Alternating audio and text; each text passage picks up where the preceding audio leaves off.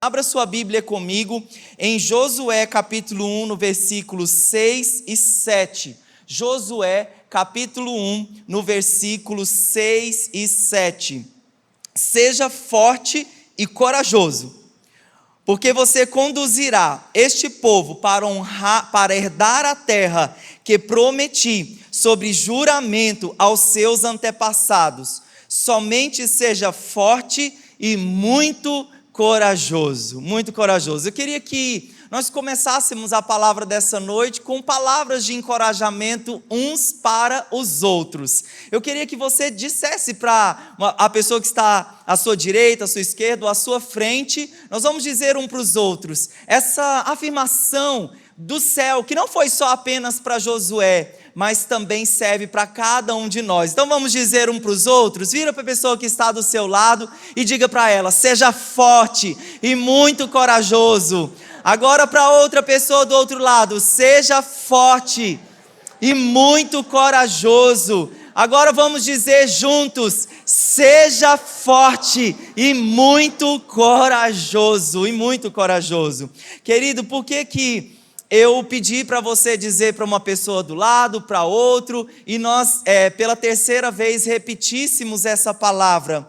Porque aqui nesse texto de Josué capítulo 1, por 3 vezes o Senhor diz para Josué, o Senhor encoraja Josué, dizendo para ele: seja forte, Josué, seja muito corajoso.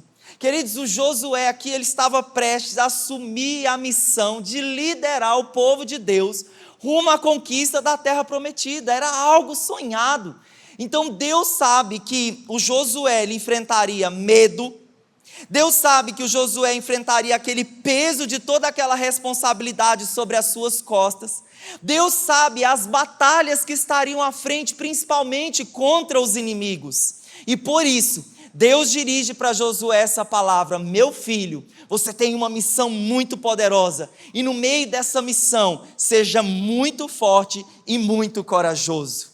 Queridos, a verdadeira força de Josué não se encontrava nos seus próprios recursos, não se encontrava naquele exército que estava com ele, prestes a assumir aquela terra. Quando Deus diz para Josué: seja muito forte e corajoso, o que Deus está dizendo para ele: coloque os seus olhos em mim, coloque a sua esperança em mim, coloque a sua força totalmente em mim, porque eu sou a fonte do seu encorajamento, porque eu sou a sua força, eu sou a sua rocha, eu sou o seu escudo, eu sou a sua fortaleza.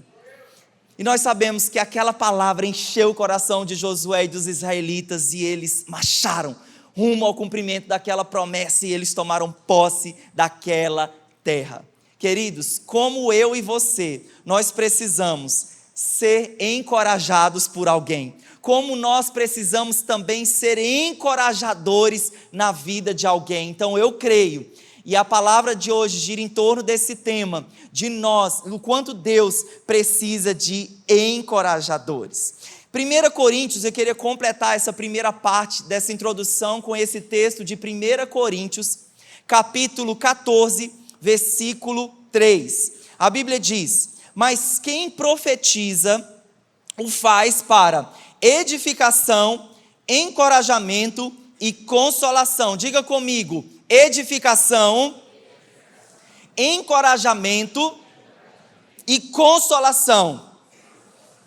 Então nós temos aqui o apóstolo Paulo dirigindo a sua carta à igreja de Corinto, e essa igreja ela amava os dons. Inclusive nesse capítulo 14, aqui um embate sobre que é mais importante, a oração em línguas ou palavras proféticas. E aí o apóstolo Paulo está dizendo o poder e que todos deviam profetizar. E queridos, o que é profetizar? O que é liberar uma palavra profética? De uma forma resumida, querido, quando nós profetizamos, o que isso significa? Significa que nós estamos trazendo uma mensagem do céu para a terra. E nós estamos trazendo uma mensagem que Deus falou conosco a uma pessoa. E é super assertivo quando você traz a mensagem deste livro, as promessas desse livro da palavra de Deus, para encorajar, para consolar e para edificar alguém. É isso que nós devemos fazer a partir do Novo Testamento. A palavra profética, ele tem esse significado, ele tem esse sentido, ele tem essa direção. Diga mais uma vez comigo: edificar, consolar e encorajar. Queridos, então a fonte da palavra profética não é sair por aí dando profetada, falando coisas aleatórias para as pessoas. A fonte da palavra profética é aquilo que Deus falou para Josué. O segredo ali da força de Josué, Deus falou para ele: não cesses de falar do livro dessa lei. Antes, medita nele dia e noite. Só assim os seus caminhos prosperarão e você será bem-sucedido. A fonte da palavra profética, a fonte da palavra de encorajamento é a própria palavra do Senhor. E é ela que nós devemos proferir e declarar sobre a vida das pessoas. Eu queria trazer os significados por trás dessa palavra encorajamento. Então, nesse texto aqui de 1 Coríntios 14, no versículo 3, essa palavra encorajamento, que está ali uma das nuances da palavra profética, encorajamento, essa palavra encorajamento no grego, vou falar agora para você uma sequência de 3 palavras no grego. E nós vamos trazer o significado dessas 3 palavras porque elas se complementam entre si. Então essa palavra aqui, encorajamento, que está em 1 Coríntios 14, 3, é a palavra no grego para paraklesis, que significa encorajamento. E essa palavra paraklesis também vem de outra raiz, de outra palavra, chamada paracletos. Diga comigo, paracletos. Primeiro lugar, a primeira palavra, diga comigo, paraclesis. E agora essa segunda palavra, paracletos. Então, paraclesis, encorajamento, e agora paracletos, a pessoa do encorajamento, o Espírito Santo. Então a Bíblia diz, lá em João 14, que Jesus disse, eu vou enviar outro Consolador. Quem é esse outro Consolador? A pessoa do Espírito Santo. Então essas 2 palavras, elas vêm de um outro significado, aí sim, de um verbo. Coloca para mim o verbo do qual paraclesis e paracletos, eles vêm do verbo parakaleo. Você vai aprender mais uma palavra em grego nessa noite. Mais uma língua você está aprendendo. Diga assim comigo a palavra parakaleo. Vamos dizer juntos? Parakaleo. E o verbo parakaleo, o que o verbo parakaleo significa? Chamar para o lado de alguém. Chamar para o lado de alguém. Então os casais estão aí juntinhos um com o outro. Então parakaleo é isso, chamar para o lado de alguém, chamar alguém para conversar, chamar alguém para ajudar, chamar alguém para estar perto. Então é tão interessante que os significados tanto de paraclesis, de paracletos e parakaleo, eles se misturam. Então eu queria complementar um pouco sobre a palavra paracletos, que é a pessoa. Diga assim comigo, pessoa. Então, todas as vezes que essa palavra aparece na Bíblia, ela quer se referir à pessoa do Espírito Santo. Então, a pessoa do Espírito Santo que encoraja, Então, o que significa paracletos? É aquela pessoa chamada para estar ao lado de alguém para ajudar, para trazer alívio, para trazer ânimo, principalmente nos nossos momentos mais para baixo. E essa pessoa, a pessoa do Espírito Santo, que oferece encorajamento, ela nos dá força, ela nos dá coragem e ela nos dá confiança. Então, João 14, 16, quando Jesus disse que iria, mas deixaria o halos paracletos, ou seja, o Espírito Santo, ele disse: eu rogarei ao Pai, e ele vos dará outro Consolador, a fim de que esteja para sempre convosco. Então a promessa de Jesus, e todas as pessoas que já fizeram uma decisão por Jesus, você já tem o Paracletos dentro de você. Você já é habitado pela presença do Consolador, do outro Consolador, do outro encorajador chamado Espírito Santo. Você já é habitação dessa pessoa. O Espírito Santo já está dentro de você e ele é essa pessoa que está ao seu lado. Ela é a fonte de ânimo para você. Ele é a sua maior fonte de encorajamento. Então, Paracletos, a pessoa. E essa palavra lá de 1 Coríntios 14, 3, paraclesis, diga comigo mais uma vez, paraclesis, que é encorajamento, que significa o quê? é colocando em prática o encorajamento. Então, se nós temos, por um lado, a pessoa do Espírito Santo, em segundo lugar, o Paracleses é a pessoa que coloca em ação aquilo que o Espírito Santo está fazendo dentro de nós. Então, é a ação que o Consolador realiza, é o trabalho do Consolador, é dar alívio para alguém, é transmitir incentivo, é transmitir força, é transmitir ânimo para que alguém continue. Então essa palavra Paracleses, ela carrega esse significado de encorajar alguém com aquilo que você recebe do Senhor, você vai transmitir a outra pessoa. Então se você recebe força do Senhor, é isso que você vai transmitir a outra pessoa. Se você recebe consolo do Espírito Santo, é isso que você vai chamar alguém para o seu lado para transmitir essa força também para alguém.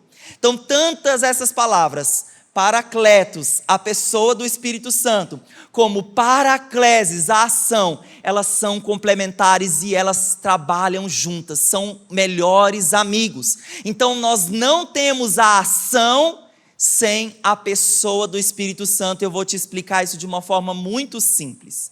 Vamos supor que tem alguém enfermo, alguém próximo de você doente, alguém próximo de você precisando de oração.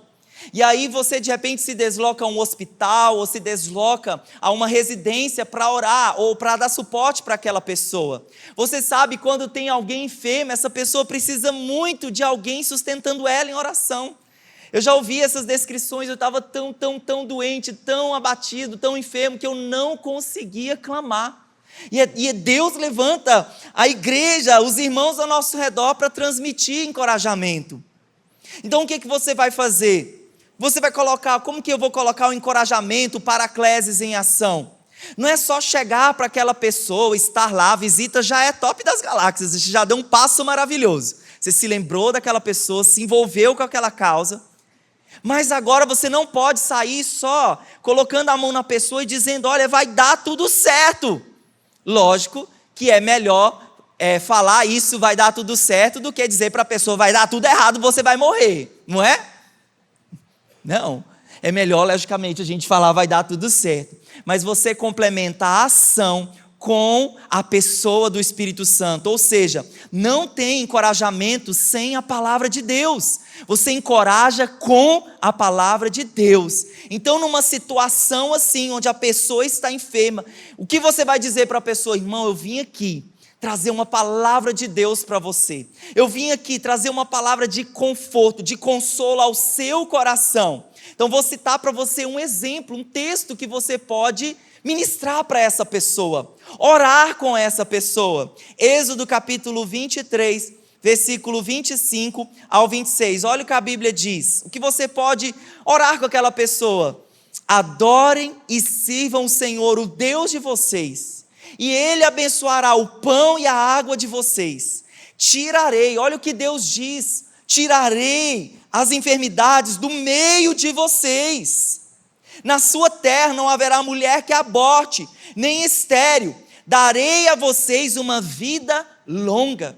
Queridos, os textos da palavra de Deus, as palavras que o Senhor nos deu, elas não estão na Bíblia como as decorações estão numa árvore de Natal, por exemplo.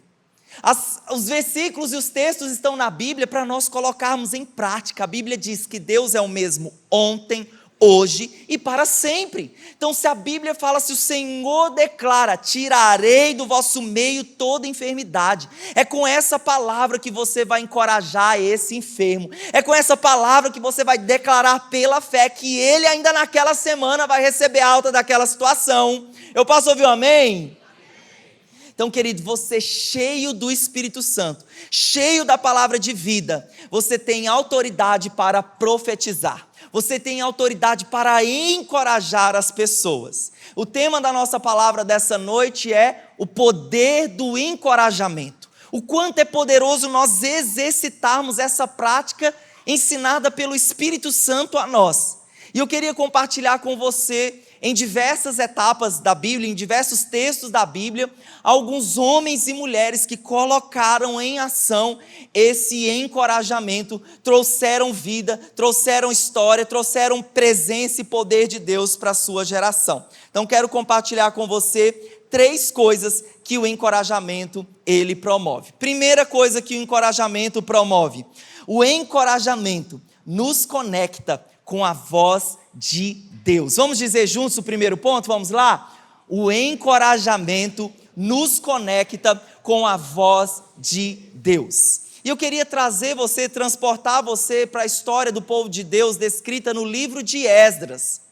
Lá no livro de Esdras, a Bíblia conta a época em que o povo de Deus está voltando do cativeiro babilônico. Você sabe que por 70 anos, por causa da desobediência do povo, Deus disse: vocês serão levados cativos. Porque vocês pecaram, porque vocês se afastaram da minha presença, vocês vão ser levados cativos. Mas Deus disse: eu os restaurarei. Eu os restaurarei. 70 anos depois, o povo de Deus está voltando para Jerusalém. E como eu disse, quando você lê o livro de Daniel, você vê quando Nabucodonosor veio, eles destruíram Jerusalém. Os muros de Jerusalém estão ao chão, as casas estão destruídas e o templo está destruído. Então, quando esse povo chega na sua terra, os primeiros a voltar, eles veem aquele ambiente completamente inóspito, aquela cena de guerra. E uma das primeiras coisas que esse povo se juntou para fazer foi para reconstruir o templo do Senhor.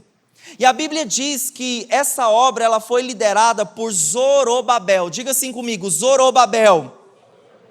Zorobabel foi o líder político daquela situação. Ele ajudou, ele foi à frente, governando aquela empreita, aquela obra. E a Bíblia diz, queridos, que eles enfrentaram uma forte oposição contra os povos vizinhos, contra os povos estrangeiros. Sabe por quê? Os povos estrangeiros conheciam o potencial do povo de Deus. Eles sabiam que se o povo de Deus se levantasse novamente, eles perderiam, porque era o povo que estava com o Senhor, com o braço forte do Senhor.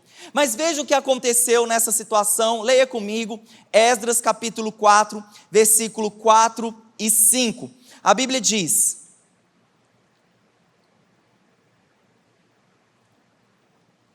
então a gente da região começou a desanimar o povo de Judá e a atemorizá-lo, para que não continuasse a construção. Pagaram alguns funcionários para que se opusessem ao povo e frustrassem.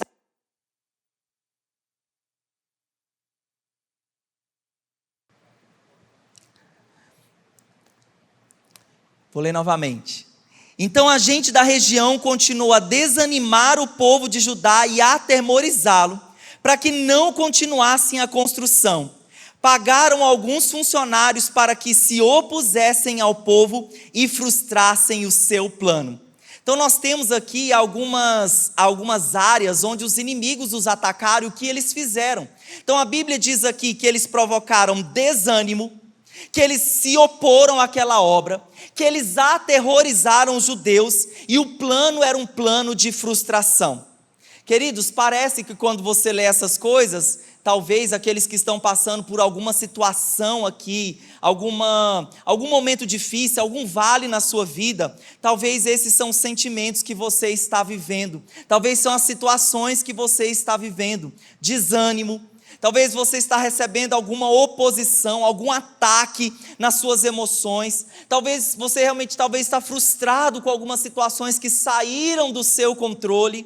Queridos, e toda essa estratégia era parte do plano dos inimigos para que aquela obra não avançasse. E faz parte do plano das trevas para que você não avance, para que a sua família não prospere, para que seus negócios não prosperem. Queridos, nós estamos em constante batalha. Você e eu, nós estamos constantemente em uma batalha. E o objetivo dessa batalha foi o que eu acabei de dizer. O inimigo quer roubar o propósito de Deus em sua vida, mas ele não vai conseguir em nome de Jesus. Eu posso ouvir um amém? Queridos, quantas resistências talvez você está enfrentando para ganhar uma pessoa para Jesus? Você está orando ali, investindo em oração, mas tudo aquilo que você está vendo no físico fala totalmente o contrário. Talvez você está batalhando pela restauração da sua família, mas Satanás está lançando oposição, lançando setas enganadoras. Talvez você precisa mudar a sua mentalidade, os seus pensamentos, e você sabe que tudo começa na nossa mente, a obra de transformação do Senhor em nossa vida começa na nossa mente. Por isso, a nossa mente ela é tão atacada o tempo todo, milhares de pensamentos. Precisamos paralisar esses pensamentos com os princípios da palavra. Queridos, lá em Efésios capítulo 6, fala sobre a nossa luta. Então, às vezes você está enfrentando resistência para ganhar alguém para Jesus, ou na reconstrução da sua família, da história da sua família, e você vê as realidades físicas como oposições que sejam reais. Mas Efésios 6 diz que a sua luta não é contra carne ou sangue. A sua luta não são contra pessoas. A Bíblia diz que a nossa luta são contra os dominadores desse mundo de trevas. Então são dominadores espirituais e eles não querem perder o controle. Eles não querem perder o controle daquela situação, eles não querem perder aquela família, eles não querem perder aquela pessoa. Por isso eles se levantam de uma forma tão cruel dessa forma, com oposição, com desânimo e com planos de ataques. Então nós temos isso aqui acontecendo, eles não queriam perder o controle. As trevas nunca querem perder o controle. Então por quê? Eles voltam para Jerusalém e o plano é reconstruir o templo, a casa de Deus. Sabe por quê? Porque ao reconstruir o templo, reconstruir a casa de Deus, isso falava sobre a restauração espiritual do povo. Isso fala que os sacerdotes, isso fala que as pessoas voltariam para a igreja, que as pessoas voltariam para o templo, que elas reconsagrariam as suas vidas, que elas voltariam a ministrar ao Senhor, e isso traria crescimento para os seus corações. Por isso as trevas, elas queriam paralisar aquela obra. Por isso que os inimigos, querido, odeiam ver o povo de Deus se levantando, se posicionando em nome da retidão e da justiça. Por isso vai haver sim resistências, por isso vai haver sim oposição ao que Deus está fazendo sobre a face da terra. E qual foi a estratégia? Se levantar, atacando com palavras de medo e com palavras de desânimo. Eu queria contar para você nesse primeiro ponto que eles não cederam àquelas vozes. Mas infelizmente não foi o que aconteceu. Eles infelizmente ouviram aquelas vozes de medo, eles ouviram aqueles ataques, eles se encheram de medo, eles ouviram aquelas palavras desanimadoras. Querido, esse povo que era chamado povo de Deus, desconhecia a sua verdadeira identidade, desconhecia o Deus que eles tinham. Por quê? Porque aqueles 70 anos eles voltam realmente machucados por causa dos seus próprios pecados. A Bíblia diz: a tua ruína vem de ti, ó Israel. Eles estavam naquela situação de ruínas por causa deles mesmos. Eles estavam feridos, eles estavam distantes de Deus por causa deles mesmos. Eles desconheciam da sua verdadeira identidade. Mas nós temos aqui os inimigos os atacando, porque os inimigos sim sabem o potencial do povo de Deus. O inimigo sim sabe, querido, do seu potencial em Cristo Jesus. Por isso tanto ataque, por isso tanta palavra de desânimo, por isso tanta palavra de opressão contra você. Querido, se posicione na sua verdadeira identidade em Cristo Jesus. Há um propósito em Deus conferido a você. Queridos, e eles conseguiram paralisar a obra daquele templo. E por 16 anos aquela obra ficou parada. Porque eles ouviram aquelas vozes, porque eles ouviram aquele desânimo, porque eles realmente acataram, trouxeram para dentro deles aquela palavra de maldição. E eu queria perguntar para você, sabe aquele pedacinho da sua casa, né, falando de forma física, que talvez você começou a reformar, que talvez você começou a mexer ali no cantinho da sua casa, mas você acabou parando, desanimando, acabou o recurso, acabou a coragem para continuar mexendo naquela situação. Talvez Deus te chamou um dia, Deus falou: olha, eu quero te levantar nessa geração, eu quero te chamar como um discipulador, eu quero te chamar como um líder de multidões, e você se levanta, você diz: sim, Jesus, me usa para a tua glória, E aí esses ataques das trevas começaram a ser lançados na sua mente e no coração, e com o tempo você foi tomando essas palavras, tomando essas situações, e o seu coração acabou se esfriando. O seu coração acabou retendo essas palavras, e você acabou descuidando e perdendo aquele propósito inicial.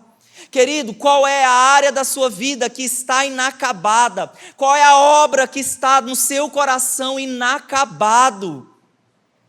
Possivelmente, você ouviu essas palavras contrárias que te desanimaram, que te provocaram medo, e você parou. E você parou. Mas essa história não termina aqui. A Bíblia diz lá em Esdras capítulo 5, 1 e 2, que se levantam dois homens na unção do Espírito Santo. Olha o que a Bíblia diz. Ora, o profeta Ageu e o profeta Zacarias profetizaram aos judeus de Judá e de Jerusalém, em nome do Deus de Israel que estava sobre eles. Então Zorobabel e Jesua começaram a reconstruir o templo de Deus em Jerusalém, e os profetas de Deus estavam com eles e os ajudaram. Queridos, o que esses profetas, diga comigo, Ageu e Zacarias, esses são os mesmos autores daqueles livros bem pequenos que nós temos lá na Bíblia, Ageu e Zacarias. Esses homens, eles se levantaram para profetizar. O que eles fizeram? Palavras de encorajamento, palavras de consolo, palavras de edificação. Eles colocaram em ação a obra do Espírito Santo, Paracleses. Então esses profetas, eles se levantaram aqui para encorajar os judeus, para dizer, olha, nós somos chamados pelo nome do Senhor, nós somos o povo de Deus, essa obra de reconstrução do templo é preciosa, essa obra vai trazer de volta avivamento para Israel, essa obra vai trazer de volta vida para o meio do povo, então vamos avançar, não vamos ouvir as vozes dos inimigos, não vamos ceder aos seus ataques, vamos continuar. E Zorobabel, Zacarias, no capítulo 4, no versículo 6, olha a palavra, muitos de vocês já ouviram esse versículo, é muito usado, que foi uma das palavras proféticas que Zacarias libera para Zorobabel. Essa é a palavra do Senhor para Zorobabel, não por força, nem por violência, mas pelo meu espírito, diz o Senhor dos exércitos. Vamos dizer juntos essa segunda parte do versículo, a partir de não por força, vamos dizer juntos? Não por força, nem por violência, mas pelo meu espírito. Querido, a palavra de Deus, o que Zacarias está ouvindo do céu e traz para a terra, traz para o coração de Zorobabel, aquele líder. O que ele está dizendo, Zorobabel, você não pode depender dos seus próprios recursos, você não pode depender da sua própria habilidade. Vocês, na verdade, aqui estão em ruínas, estão reconstruindo, tem poucos recursos, mas eu quero dizer para você, não é pela sua própria força, mas essa obra que eu tenho levantado você, é uma obra desempenhada no poder do Espírito Santo, não é uma obra de homem, é uma obra do Senhor, e é o Senhor quem te capacita para prosseguir essa obra. Quem recebe essa palavra, diga amém. Querido, nós temos aqui um homem, Zacarias, sendo a boca de Deus. Ele está sendo usado pelo Senhor para promover encorajamento. Ele está sendo usado pelo Senhor para dizer, olha, ouça a voz correta, porque essas outras vozes, elas vão continuar atentando o seu coração.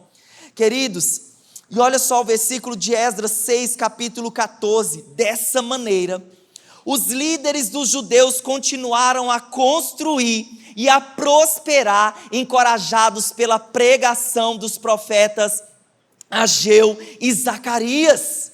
Queridos, eles escolheram ouvir a voz correta, eles escolheram a partir desse momento ouvir a voz daqueles que estavam construindo o futuro com eles.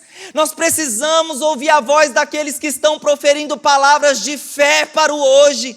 Nós precisamos ouvir as palavras de esperança para o amanhã, para o futuro. Ouvir a voz daqueles que estão ouvindo aquilo que Deus está dizendo e está trazendo e derramando vida sobre a face da terra.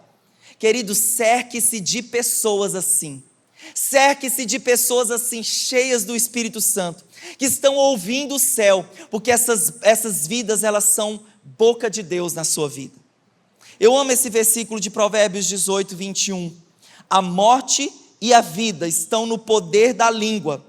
O que bem a utiliza, come do seu fruto. A pergunta que eu tenho para você é boca de Deus na vida das pessoas? Ou você é boca das trevas, boca de Satanás na vida das pessoas? Quantas vezes nós somos usados pelo inimigo para proferir palavras de maldição? Aqui os inimigos que estão sendo usados dessa forma para enfraquecer, diminuir, desencorajar o povo de Deus. Mas queridos, quantas vezes nós nos levantamos em casa dizendo que as coisas não vão dar certo, dizendo que os filhos, eles têm dificuldade em aprender, e aí a gente profere palavras como você é burro. Às vezes, os cônjuges em situações de conflito começam a atirar um no outro, declarando palavras ruins, palavras de maldição para o outro, dizendo que o casamento acabou, não tem mais nada o que fazer. Queridos, nós precisamos vigiar muito sobre aquilo que nós estamos falando. Querido, nós precisamos ser essa boca de Deus, essa boca que profere palavras de fé para o hoje, dizendo: olha, o Senhor está contigo, seja forte, seja corajoso. Você precisa ser essa boca que promove, que declara, que encoraja com palavras de esperança para o futuro. Porque foi isso que Zacarias e Ageu está fazendo aqui para Israel, encorajando o povo, encorajando o povo. Então diga assim comigo: eu sou boca de Deus, e eu vou declarar, encorajar sempre os meus irmãos com palavras de bênção, em nome de Jesus. Se você crê nisso, aplauda o Senhor, amém?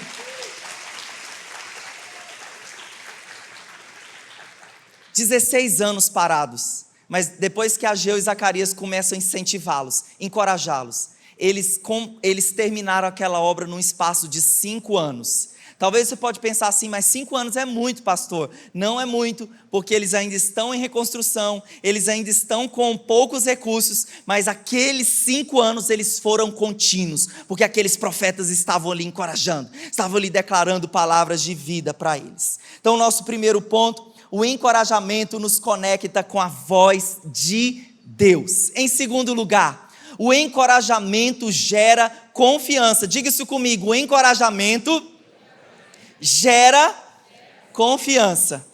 Nós vamos voltar um pouco agora na história do povo de Deus, já na época dos reis, antes desse período babilônico, de retorno do povo de Deus. Nós vamos falar do profeta, do rei Ezequias. A Bíblia diz que o rei Ezequias foi um dos reis bem mais sucedidos da sua época. O rei Ezequias, ele fez o que era reto, ele foi fiel a Deus em todas as coisas.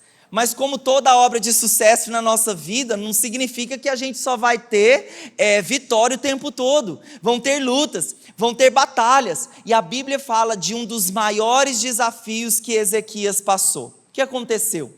Certo dia, o rei Senaqueribe, rei da Síria, ele se levanta contra Judá.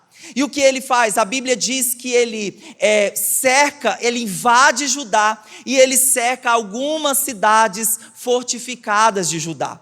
E o rei Ezequias sabe que aquilo estava acontecendo, que umas das cidades de Israel estavam querendo ser tomadas pelos inimigos. E o que a Bíblia diz que Ezequias faz? Ezequias se levanta em nome do Senhor. Ezequias, ele parte para a ação, mas ele não parte para a ação sozinho, ele parte para a ação com Deus, e ele envolve o povo com palavras de encorajamento. Ele é um líder que encoraja. Olha só as palavras de encorajamento de Ezequias. 2 Crônicas, capítulo 32, versículos 7 e 8. A Bíblia diz, olha o que ele diz: sejam fortes e corajosos. Olha, mais uma vez, repita comigo: sejam fortes e corajosos. Não tenham medo, nem desanimem por causa do rei da Síria e do seu exército enorme, pois conosco está um poder maior do que está com ele. Com ele está somente o poder humano, mas conosco está o Senhor, o nosso Deus, para nos ajudar e para travar as nossas batalhas.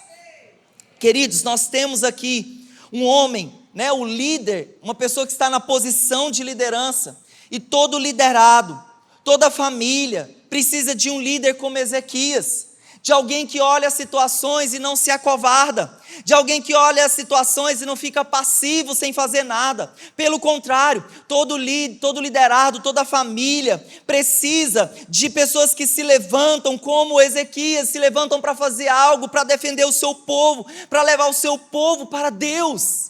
E nesse texto aqui, ao ler, esses dois primeiros temas são frutos de meditação no meu coração. E ao ler esse texto, meu irmão, fiquei tão encorajado, porque em 2 versículos, o Ezequias profere 5 palavras de encorajamento. Eu queria que nós falássemos mais uma vez. Olha o que o Ezequias ele diz. Ele diz, em primeiro lugar, sejam fortes e corajosos. Queridos, existe um padrão na palavra de Deus.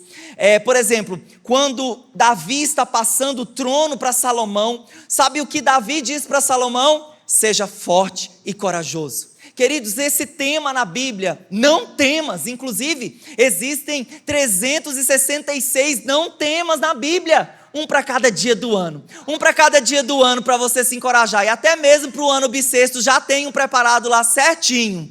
Queridos, é um tema recorrente na Bíblia, porque Deus sabe o quanto nós precisamos de força, de coragem, de ânimo. Então ele diz, sejam fortes e corajosos. Ele diz para o povo, olha, não desanimem. Ele diz para o povo, conosco está um poder maior. Ele diz, conosco está o Senhor. Ele diz, Ele nos ajudará a travar as nossas batalhas.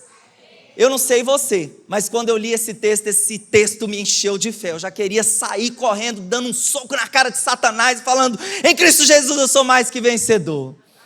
Como é bom receber de Deus da sua palavra e de pessoas cheias do Espírito Santo nos encorajando assim. Querido, a boca desse líder está cheia de fé e toda pessoa também deve se mover com essa unção de fé, liderando a sua casa, liderando os seus filhos, liderando o que for que esteja sobre a sua responsabilidade com palavras de fé.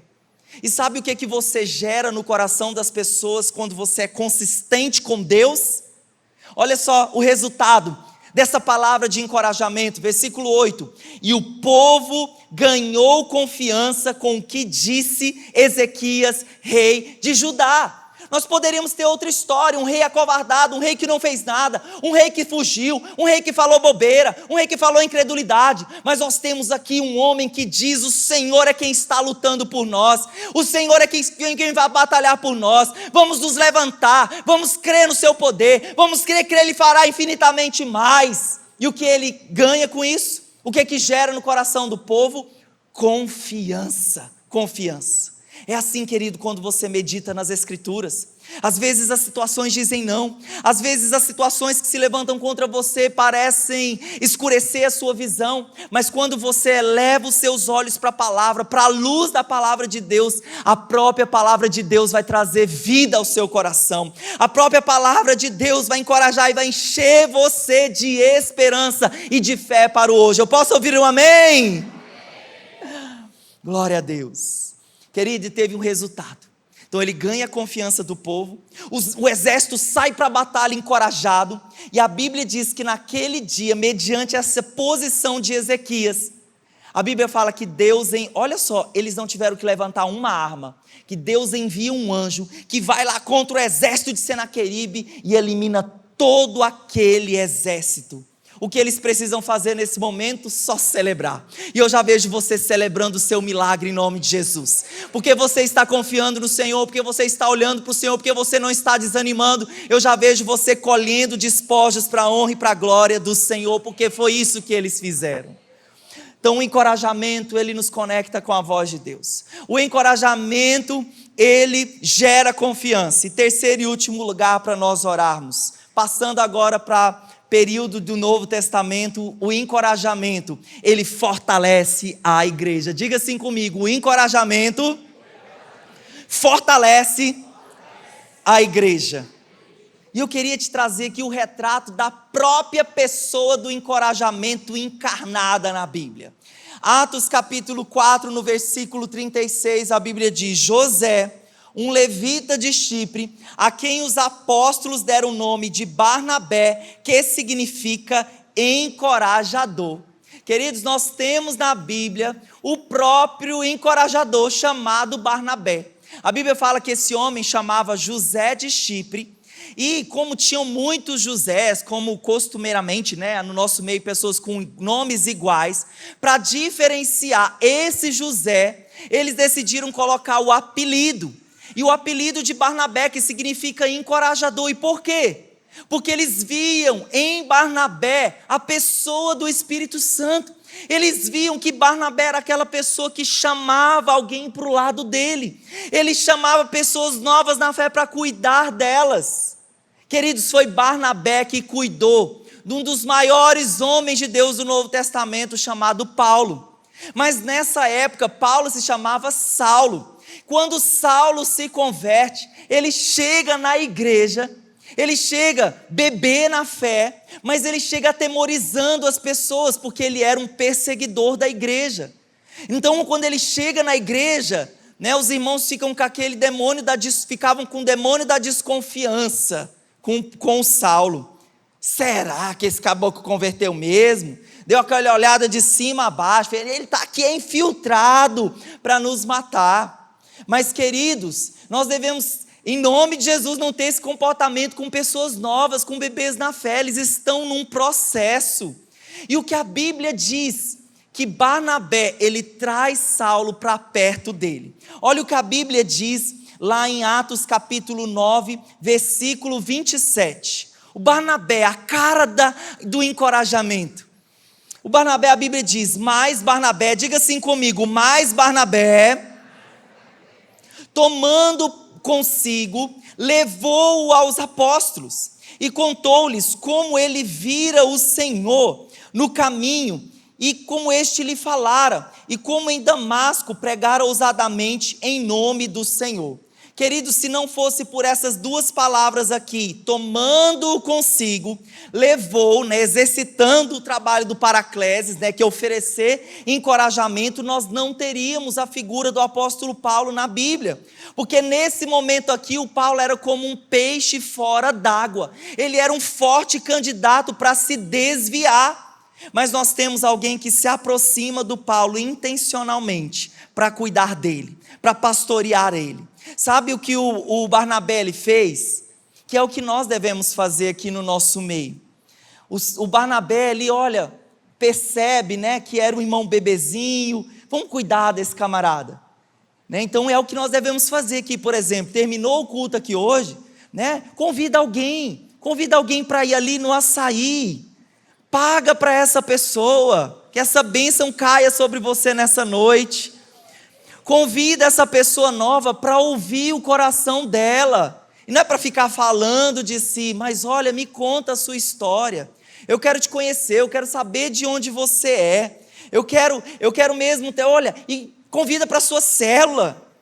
Queridos, nós temos falado aqui para os nossos líderes, até um slogan de uma grande igreja no Brasil que eu acho tão interessante, que diz assim: grandes para servir, pequenos para se importar. O que significa isso? Talvez você olhe, nossa, igreja é tão grande, nunca vou conhecer todas as pessoas. Nós queremos sim ser grandes para servir, colocar em ação os dons, os talentos que nós temos. Mas nós também queremos ser pequenos para se importar. Ou seja, nós temos que evitar muito essas panelinhas. Às vezes lá no nosso Life Group está muito gostoso ficar com aquele grupo lá, é um grupo de Deus, mas nós precisamos trazer pessoas para perto, fazer o papel do Barnabé, trazer novas pessoas, identificar novas pessoas e trazer para perto de você.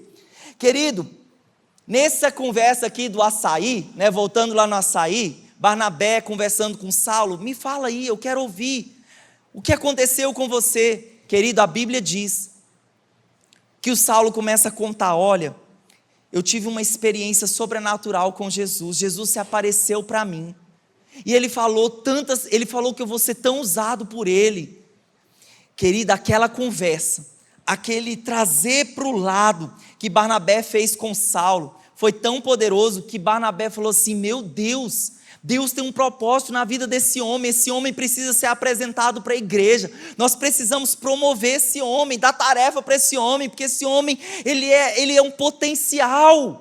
Queridos, quem agora traz o peixe fora da água e coloca o peixe dentro do aquário foi o Barnabé. Meu foco aqui não é te falar sobre Paulo, meu foco aqui é te falar sobre Barnabé, que escola naquele cara, que acredita no potencial daquele cara, que leva aquele cara, promove ele para servir. Queridos, mais uma coisa acontece nesse caminho. Então Paulo começa a trabalhar, Saulo, começa a trabalhar, e a Bíblia diz que ele é gente, como eu e você. E na igreja tem picuinha, sim ou não?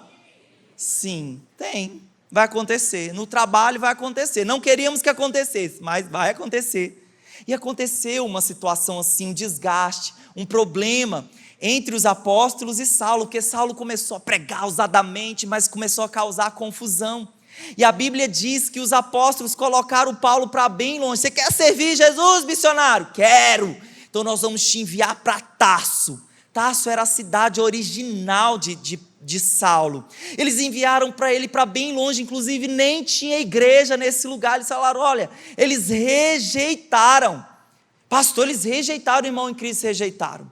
Era um processo de Deus na vida de Saulo. Inclusive, os estudiosos, eles falam que talvez esse período foi um dos períodos mais difíceis na vida de Saulo, onde ele possivelmente entrou num forte processo depressivo. Então nós temos aqui o irmão Saulo, saiu de cena. Mas o que eu quero falar com isso? Essa situação de nós muitas vezes causar isso, rejeição no coração das pessoas. Às vezes alguém faz algo conosco, infelizmente errou, mas nós precisamos voltar lá, pedir perdão, se consertar, vai acontecer. É processo de Deus para a nossa cura, é processo de Deus para a nossa transformação. Não podemos rejeitar os irmãos dessa forma. Então, se alguém sumiu, se alguém desapareceu, vai atrás, manda uma mensagem, traz para perto de você, faz o trabalho do Paracleses, o que chama para perto, que consola, que encoraja. Mas aí a história anda, o Saulo está bem longe, e um dia o Barnabé fala: mas cadê o irmão Saulo? Cadê o irmão que eu disse que seria uma grande explosão? Cadê ele? Ele não viu ele. E o Barnabé, a Bíblia diz que o Barnabé parte numa missão de resgate do soldado Saulo. Já viu esse filme? Resgate e missão do soldado Ryan, mas aqui resgate do soldado Saulo. Ele vai para Antioquia fortalecer a igreja, fortalece a igreja, Barnabé fortalece a igreja de Antioquia. E agora ele estava muito perto, diz que eram 140 quilômetros entre Antioquia e entre Tarso. E a Bíblia diz, naquela época, agora vamos voltar lá naquela época, não tinha carro, não tinha WhatsApp, não tinha avião, não tinha moto, não tinha veículos, queridos. Já pensou? Diz que, fazendo as contas, são 5 a 7 dias de viagem a pé. Você concorda comigo que é um grande esforço para resgatar uma pessoa? Quem concorda que é um grande esforço? Agora, quem concorda? Quem aqui está à disposição para colocar um grande esforço para resgatar alguém para Jesus? Alguém que está afastado, que alguém que está ferido, alguém que se desviou da fé. Um grande esforço.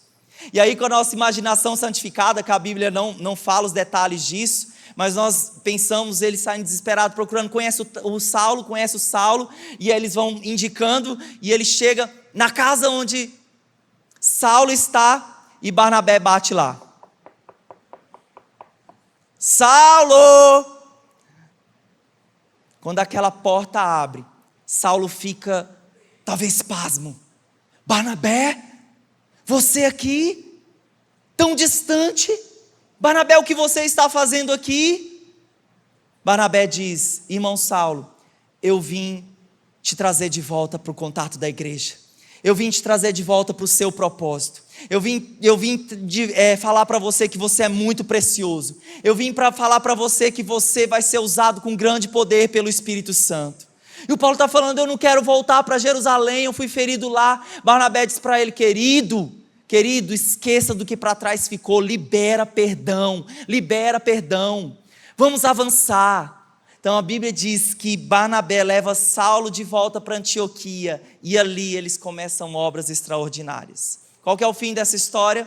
Saulo se transforma em Paulo e a Bíblia diz que 48% do Novo Testamento é escrito por Paulo. Imagine se Barnabé desistisse de Saulo. Nós não podemos desistir das pessoas. Queridos, e eu um dia, talvez estive nessa mesma posição de Saulo. Eu, quando era criança, eu passei por alguns abusos na área sexual, e os desdobramentos desses abusos geraram em mim tantas coisas, tantas feridas, tantas marcas. Nunca me afastei do contato da igreja, mas me sentia marginalizado, sentia distante, sem amizades, sem pessoas próximas, uma adolescência completamente distante de Jesus, ainda não tinha tido um encontro com o Senhor.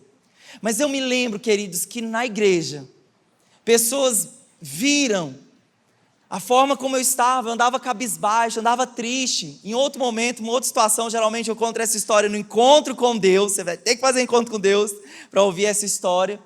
Mas eu me lembro, querido, do dia que os irmãos se aproximaram de mim com tanto amor e carinho, para dizer para mim: Willy, você precisa ser ajudado, você precisa passar por um processo de confissão, tem coisas escondidas aí. Eu sabia que tinha muita coisa escondida debaixo do tapete, mas eles me incentivaram a confessar, eles me incentivaram a colocar aquilo para fora, eles me incentivaram a reafirmar a minha identidade em Cristo. E aquilo trouxe tanta cura para o meu coração. E eu digo para você que o encorajamento é um ato de amor. Que o encorajamento é uma ação de Deus para os seus filhos. É uma ação de amor de Deus para os seus filhos. Então nós compartilhamos, eu queria que você me ajudasse. Os 3 pontos, 3 áreas, onde quando você exercita o encorajamento, o que acontece, o que gera. Vamos dizer juntos o primeiro ponto, vamos lá?